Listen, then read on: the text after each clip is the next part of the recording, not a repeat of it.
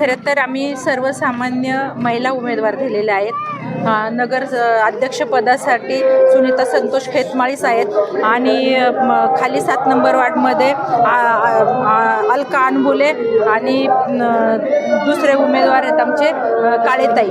आणि खूप चांगला प्रतिसाद आहे मतदारांचा, कारण गेले 40 वर्ष पाचपुते साहेबांनी जे श्रीगोंद्यासाठी काम केलेलं आहे त्याचं ज्यावेळेस आम्ही मतदारांच्या दारात जातो त्यावेळेस मतदार सांगतात की आम्ही पाचपुते साहेबांनी जे उमेदवार दिलेले आहेत त्यांना मतदान करणार आहे। कारण आता ज्या म्हणजे म्हातारी माणसं वगैरे आता मी भेटते सगळ्यांना, तर सगळेजण तेच सांगतात की साहेबांनी जे उमेदवार दिलेत त्याला आम्ही नक्कीच मतदान करणार आहे।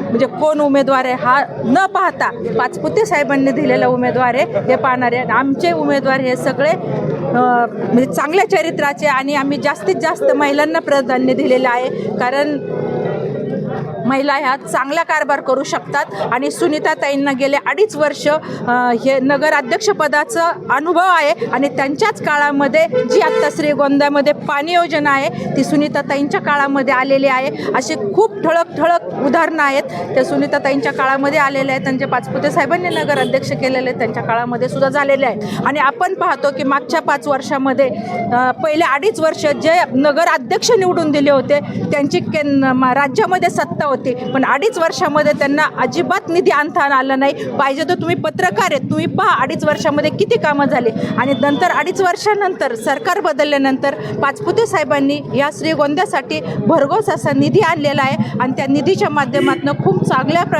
प्रकारे श्रीगोंद्याचा विकास झालेला आहे। आणि आत्ता मतदार हे विकासालाच मतदान करणार आहे। आणि आम्ही जे नगरसेवक 22 नगरसेवक आणि 1 नगर अध्यक्ष दिलेला आहे तर हा आमचा आत्मविश्वास आहे की आम्ही 23च्या 23 आमचे निवडून येतील।